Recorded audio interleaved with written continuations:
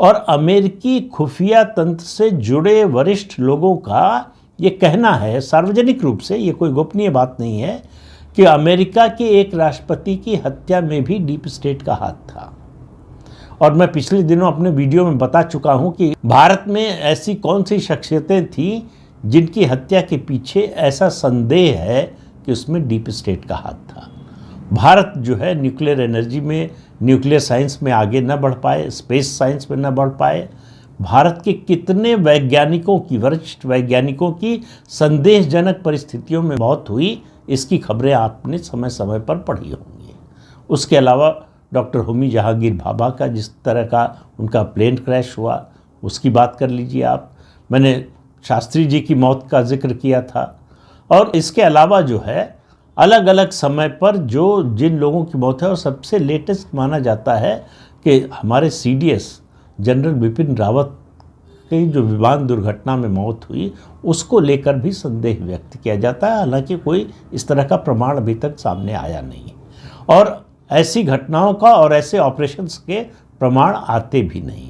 जब अमेरिका के राष्ट्रपति की हत्या का प्रमाण नहीं मिला तो बाकी मामलों की तो बात ही छोड़ दीजिए, बाकी मामलों में तो जांच ही नहीं हुई। शास्त्री जी की संदेहजनक परिस्थितियों में मौत हुई, लेकिन उनकी जब बॉडी आई, यहाँ पर उनका पार्थिव शरीर आया, तो उसका पोस्टमार्टम नहीं हुआ। तो इससे आप इन सब चीज़ों से अंदाज़ा लगा सकते हैं कि इसकी ताकत कितनी बड़ी है। और जब इतनी ताकतवर संस्था, इतनी ताकतवर एजेंसी की कमज़ोरी शुरू होती है, तो उसका सबसे बड़ा प्रमाण होता है कि जो लोग पीड़ित हैं वो हमला करना शुरू कर देते हैं और खुलकर सामने आ जाते हैं, जो भारत में हो रहा है। भारतीय संसद में जो हो रहा है, आप कह सकते हैं कि 10 साल पहले भी हो सकता था। 10 साल पहले भी ये तथ्य मालूम थे भारत सरकार को, भारतीय जनता पार्टी को, प्रधानमंत्री को और पूरे तंत्र को।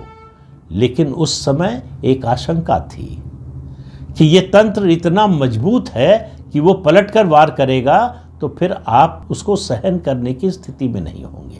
वो रिजीम चेंज कर सकता है, नहीं करवाता है।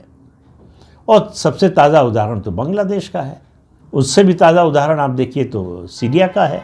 तो ये डीप स्टेट, मेरा मानना है कि इस समय अपने अस्तित्व की लड़ाई लड़ रहा है। पहली बात देखिए, इस तरह के किसी भी ऑपरेशन के लिए, चाहे वो किसी देश की खुफिया एजेंसी चलाए, चाहे इस तरह के डीप स्टेट जैसी संस्थाएं चलाएं, जो कोई औपचारिक संस्था उस तरह से नहीं है, लेकिन उसके लिए सबसे ज़्यादा ज़रूरत होती है पैसे की, संसाधन की।